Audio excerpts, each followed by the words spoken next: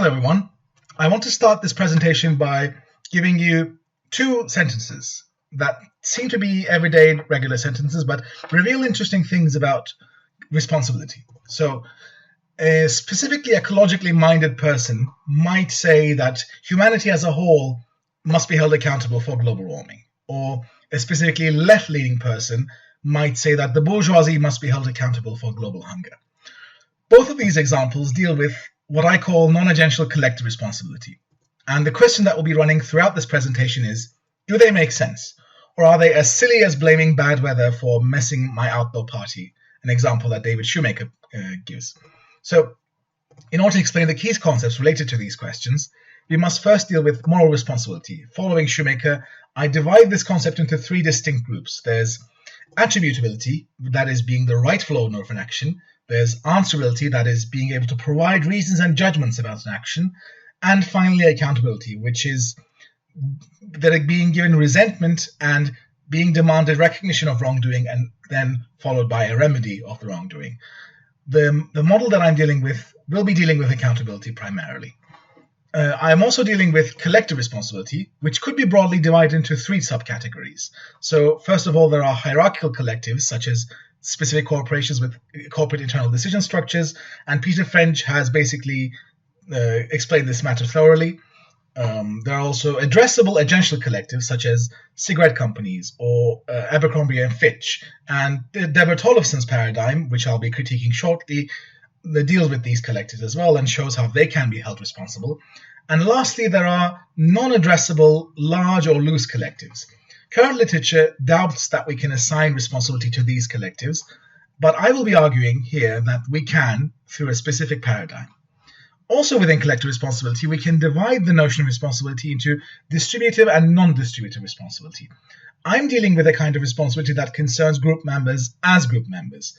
That can't be reduced to individual responsibility. So this is obviously non-distributive, and this is obviously lighter in terms of obligation and severity than the kind of responsibility that is distributive that you would get for your actions as part of a group. So here you might compare the responsibility borne by an SS officer and the responsibility borne by a German citizen that lived through the 40s and accepts collective guilt. So with that in mind, there's also one key proviso about this presentation, which is that the paradigm that I'm presenting can and should coexist with different paradigms of moral responsibility. This is especially true given that the kinds of collectives and responsibilities that I mentioned are not all included in this paradigm. So those kinds of responsibilities probably work with something different, and my paradigm makes no claim about those. So with that said, the question is, how and why should we resent collectives? Deborah Tollefsen offers an answer that goes through a Strawsonian model. So P.F. Strawson was an expressivist regarding blame insofar as he saw reactive attitudes of blame and resentment to be prior to any ontological positions on individual free will. So the reactive attitudes in question came before questions of free will, and in a way, by appointing this primariness, he circumvented ontological debates about whether we needed to have free will to be responsible. And he also showed that the kind of responsibility that we bear is something beyond this socially useful kind of responsibility practice that a determinist but pragmatic might be defending. So these reactive attitudes depend on what he calls the quality of others' will towards us. And the quality of will in question can be attenuated or regulated by what Michael McKenna calls local and global excuses, which can reduce the quality of will in certain circumstances and make some reactive attitudes less tenable. So someone might be locally excused because they were obligated to do something by someone else, or they might be globally excused because they are mentally unwell or they are under the influence of drugs and so on. So Tollefsen says that this model can apply to collectives. She says that our social practices currently involve blaming collectives. So, for instance, people might protest cigarette companies due to lying to the public regarding the harms of smoking. And here we're clearly showing blame towards and resentment towards this kind of collective. And we also see that these social practices also take their quality of will into account. So there are cases where global and local excuses could actually exempt collectives from being held responsible. The local branch of a company could be excused if they were forced to do something by the parent branch. And similarly, if a collective is not addressable in Tollefsen's model, they are also excused from being held responsible in the same way. And this model, these excuses are precisely where there are some concerning gaps in theory. So one example would be the 2020 Black Lives Matter protests. Blaming Derek Chauvin makes sense. Blaming the Minneapolis Police Department makes sense. But how do we explain the protesters blaming the police and calling for police abolition? Here, the protesters seem to be pointing to a systematic problem, and they did so in a coherent manner, but their calls were not addressed towards an easily detectable agential group. So there are different ways of explaining this within this paradigm. We might, for instance, use David Silver's notion of industrial culture. He had used this notion to explain how in the 2008 financial crisis, the finance industry could be held accountable for the attitude that incentivized financially insecure investments for more profit, and that this created an obligation within the industry to reform themselves. We might also use Bill Ringer's notion of global obligations. Ringe argues that moral responsibility isn't necessarily limited to the singular you, and that we could be using the plural you even when there are no collectives that are composed as an agent. So he gives the example of a sinking boat where there are people who know how to swim and people who don't, and people who know how to swim, if they jump off, the people who do not know how to swim will be saved. If they don't jump off, even if they had no time to deliberate and become a collective agent, they will be held responsible as a collective. So this shows that being an agent is not necessarily always required. But then these examples can explain the case of the police, but there are even more stronger edge cases. So we might take the case of the Christchurch shootings. The perpetrator, Branton Harrison Tarrant, was radicalized by alt-right networks on the internet and cited YouTube as a significant source of information and inspiration. Here he referred to specific YouTube channels that could be called an alternative influence network, which are not a collective. They make collaborations every now and then, but they do not necessarily compose an agent. But they work together through the YouTube algorithm, which suggests more and more radical videos, and this kind of radicalization can cause someone to hold more and more dangerous views and could lead to a shooting. Here, we want to we could ask if you want to blame the alternative influence network and YouTube for what has happened, but we have no agency and no industrial culture, and it is less likely that we also have a global obligation in this manner. So there's definitely something that is slightly off in how we're approaching things. And what is the problem? I think the problem comes from a fundamental issue in the way the paradigm is constructed. The paradigm assumes a second-person approach to judging descriptions of accountability. We start with an epistemic doubt regarding the victim's claims, and only as the third person, when we examine their reactive attitude and ensure that the target of the reactive attitude is correct, do we accept their attribution of responsibility. But our examples constantly pushed what correct targets need to be, and perhaps what we need would be a first-person approach that starts from the victim's standpoint and somehow incorporates also other ways of ensuring that we are not targeting the wrong targets, but has less of an epistemic doubt, so to speak. So for that matter, I suggest an empathic narrative model based off of Remy Deeb's empathic sentimentalism. Just as a fun fact, Remy Deeb's works in the same department as Deborah Tollefsen in the University of Memphis. I don't know if they ever combine their theories, but here's me trying that. So Deeb's here uses the notion of empathy in a more Adam Smithian sense than the Humean sense. So this is more about being able to imagine yourself in someone else's plight and then understanding how they're feeling. So in order to bring about the importance of empathy, Deeb's asks a simple question. Why do we bother telling emotional details, small slices of a narrative, etc., when we're making a moral point? For instance, Deeb's, says that if you were to blame terrorists that caused the loss of his friend in 9/11 attacks, he would explain how his friend was dear to him, how much they had fun together, and how losing him came as a great emotional shock, and how he still misses him, and so on. In these cases, we are basically peppering the narrative with the attribution of blame with all these small narrative points. And is it just simple rhetoric? Deeb says that no, and that this is because these details engage our empathy, which is the primary faculty that assesses whether resentment and accountability is fitting for a current situation. So here, the model could be seen simply as there's a perpetrator, there's a victim, and this is not necessarily negative, but also could be something positive, and the perpetrator does something to the victim, and we as the third party are outside of the spectrum.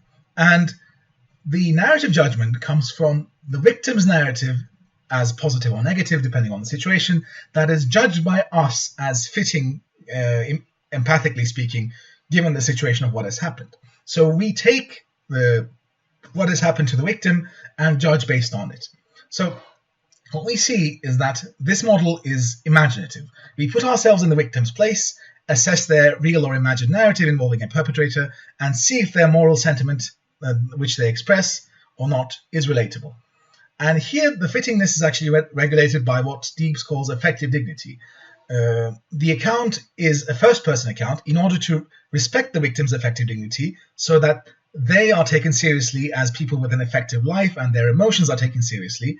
And then empathy is rendered objective by demanding that the perpetrators and other actors in the narrative also have their affective dignity respected. So that any emotion that the victim raises must be justified within the narrative and cannot be presented as a given.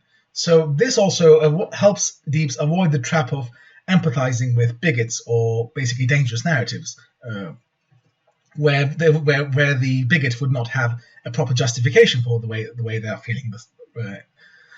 And also, since this model relies on imagination, it can also cover non-narrating entities as well. So it could also include animals and neurodivergent people, as we could imagine ourselves being in this place. And for instance, we might imagine being an animal and suffering in a slaughterhouse, and we can see that we actually would feel resentment towards people slaughtering us in a certain way, and that could show us that we have some moral obligations towards animals in this way. And since in this model, the perpetrator is not constrained by metaphysical properties, large non-agential collectives can serve as a perpetrator in difference to Tollefsen's model. So we can test this approach by trying to explain the Christchurch shootings once again, this time with the narrative model. So first of all, our tale will obviously start with the 51 victims whose lives were taken by the shooter while they were at the mosque giving their prayers.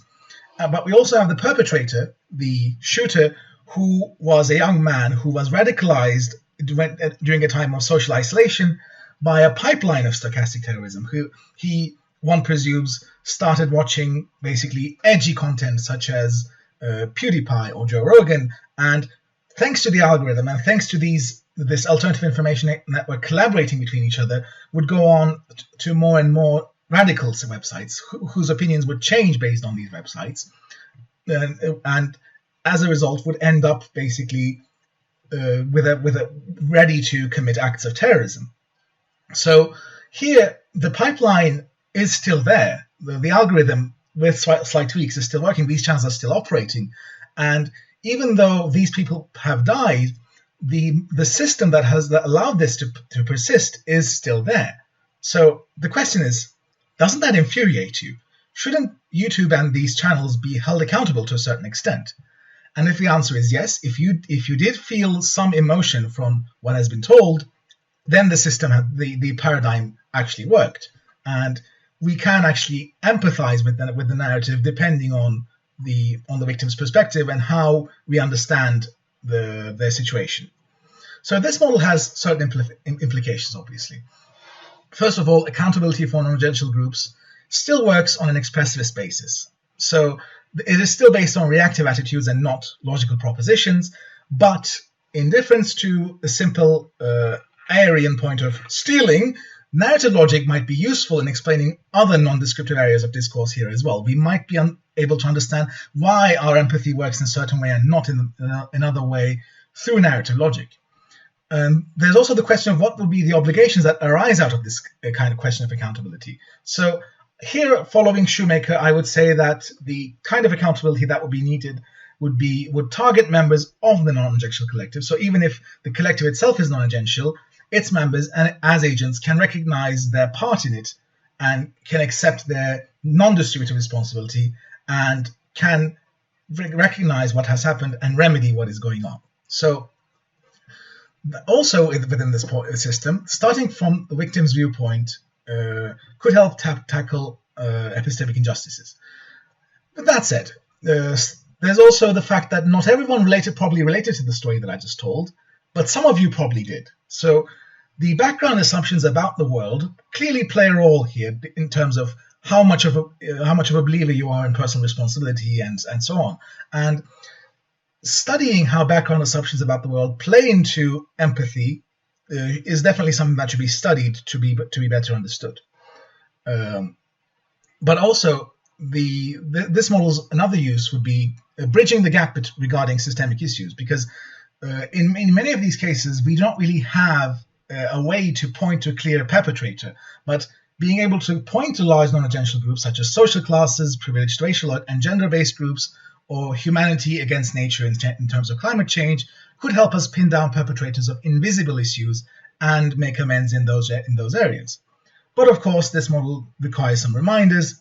What we're dealing with is obviously non-distributive responsibility, so its severity is limited compared to distributive responsibility.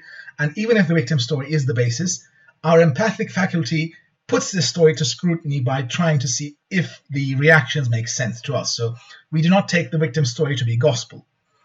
There are also some possible problems that might need to be tackled. I will briefly examine them here, but if you want more details, I'd be more than happy to discuss them in the Q&A section. So there could be the risk of empathizing with dangerous narratives. There could be a Nazi who could give us a harrowing tale of how their wonderful country was ruined by Jews who have collaborated as a non-agential collective to ruin their country's chances with the Treaty of Versailles and blah, blah, blah, blah. So here the response is that, as Deves underlines, the story with which we empathize must care about the effective dignity of the perpetrators as well.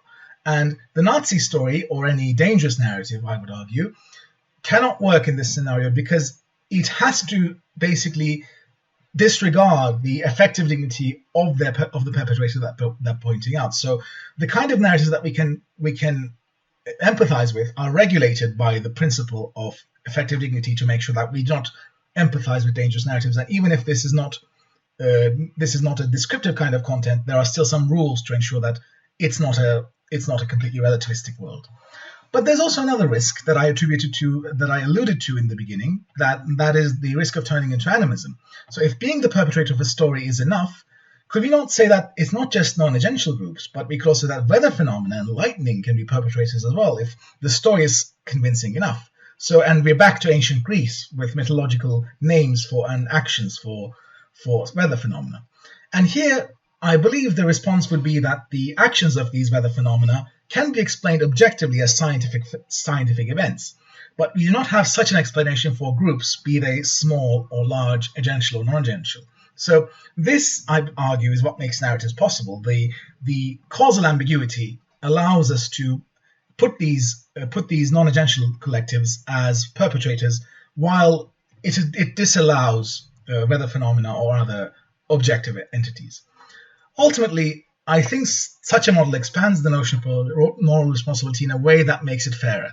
And I believe moral responsibility and morality in general should be about extending fairness. So in a way, I believe this is a step in the right direction. You can find the bibliography I used for this presentation here, and thank you for listening.